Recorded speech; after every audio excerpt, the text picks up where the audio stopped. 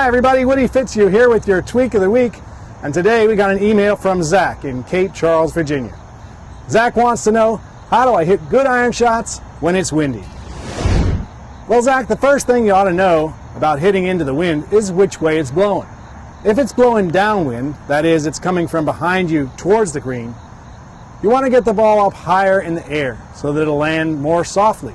Because if it comes in too low and too hot with the wind behind you, you'll find yourself chipping back towards the pin from over the green.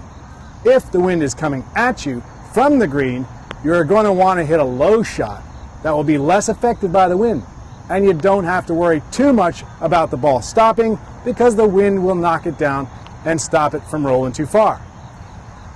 And for time constraint reasons today, we're not going to get into the left and right wind conditions. So let's get started. The strategy for the downwind shot is that we want to take one less club. So instead of hitting a 6-iron, we'll hit the 7, giving us a little bit more loft, which will help us get the ball up higher in the air. And we can take the 7-iron because the wind will make up the distance difference between the 6 and the 7. Then we'll play the ball slightly forward in our stance, and this will help get the ball up higher in the air because as we move the ball forward, the loft will be increased at impact.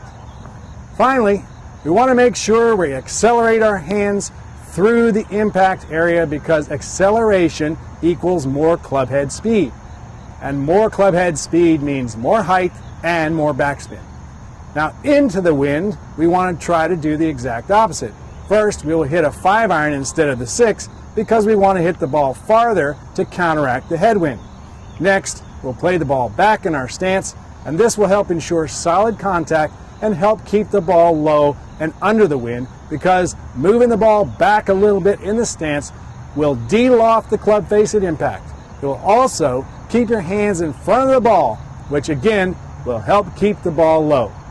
Next, we want to choke down on the shaft, which will give us more control and shorten the backswing for more stability. As a general rule, every inch you choke down or up is equal to dropping down or going up 1 club. And next, we don't want to swing at 100% because as we said, more speed equals more height and more backspin, and on this shot, we don't want either.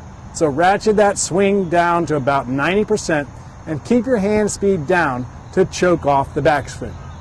And finally, remember that anytime you're playing in the wind, stability is really important. So keep your stance at least shoulders width apart and keep those knees flexed throughout the whole swing. Well, Zach, that's it.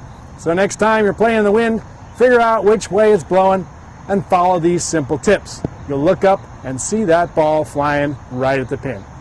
So thanks for the email, Zach. And folks, if you got a question about your golf swing or something you don't understand, shoot us an email and we'll do a golf show just for you. I'm Woody FitzHugh, and that is your Tweak of the Week. See you at Woody's.